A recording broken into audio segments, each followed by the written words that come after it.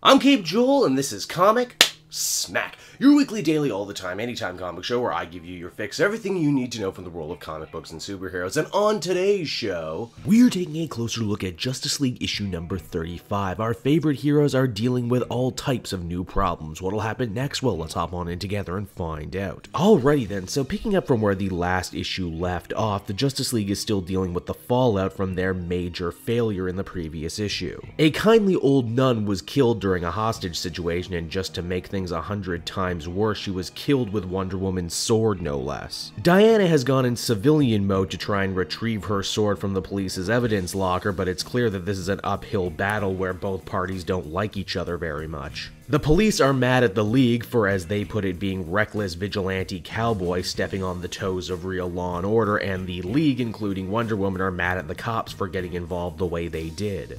Basically, no one looks particularly good in this situation. Now, back up on the Watchtower, Jesse Cruz, while on monitor duty, ends up getting attacked by some strange-looking robot man. Only, as we discovered, this dude's not bad at all, or a robot for that matter. His name is Glenn Gameron, and he's one of those intergalactic bounty hunters you hear so much about. He also just so happens to be a good friend of John Jones, the Martian Manhunter, and is looking for him right now.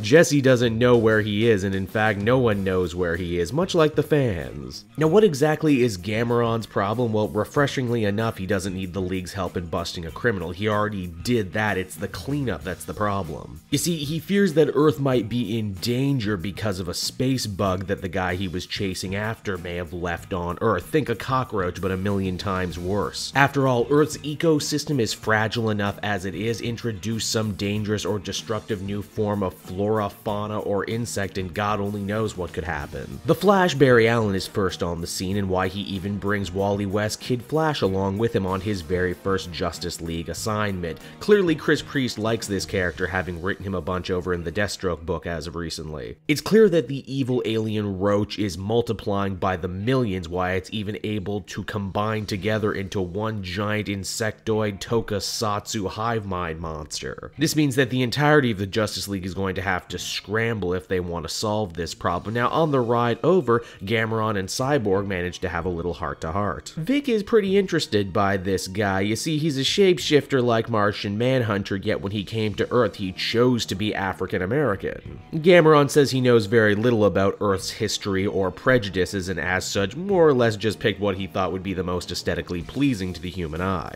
He then very interestingly opts to turn Vic's question back on him, saying why does he choose to be a second-string player on the Justice League team when his technological advancements put him well above many of the leaders on his own team? Should he not be leading? Would it not make more sense if he ran the back end of the Justice League's operations? This conversation clearly has an effect on Cyborg, because during the fight with the big roach monster, Cyborg does indeed take point, even coming up with a wonderful techno-babble solution to get the giant roach monster to fall apart so they could grab the original hive mind creature. And yeah, with that, the day is saved. Everyone pats each other on the back, but this isn't exactly a happy ending. You see, footage of the nun's death from back in the last issue have leaked out online now, which means the whole world has seen a poor innocent lady get stabbed to death with Wonder Woman's sword, and it's made very clear that this is all going to get much worse for the Justice League before it gets better, as we essentially see the League itself get put into the court of public opinion. So that was Justice League number 35, everybody, and overall I found it to be compelling and refreshing in a couple very different ways. For one, Priest actually does a pretty good job letting some of the second stringers on the Justice League, the non-Trinity members I mean, actually take center stage, drive the story, and do a lot of the heavy lifting. It's also not every day you see the Justice League battle with image problems or even have to fight legal battles. It's all very, well, for the lack of a better word, Avengers feeling. And I kind of like that, especially as the previous Brian Hitch series didn't do it for me because it was so big and so cosmic, you kind of lost track of the little things and the people underneath the costumes. This issue also gets me invested because Christopher Priest more or less announces his intentions to try and, well, to borrow a wrestling term, get Cyborg over as a member of the Justice League. A task that's definitely going to be easier said than done, and I wish him the very best in that endeavor. Overall, I'd give this one an 8 out of 10. I gotta say, I think I'm back into Justice League. So that's the book, everyone. I hope you enjoyed it, and as always, want to check out some of these others I have on offer. Then you can follow me on Twitter at CapeJoel, so you always know what superhero content I got coming out next. And you know what? If you like this book and want to catch up on it or any other ones in trade, I have a book depository link down in the description of this very video. Not only will you get an awesome deal and not pay anything for shipping, but hey, every book you buy via my link goes to help me and the channel out, which is always appreciated. So until next time, everybody, thank you so much for watching, and I'll see you all again later. Bye-bye.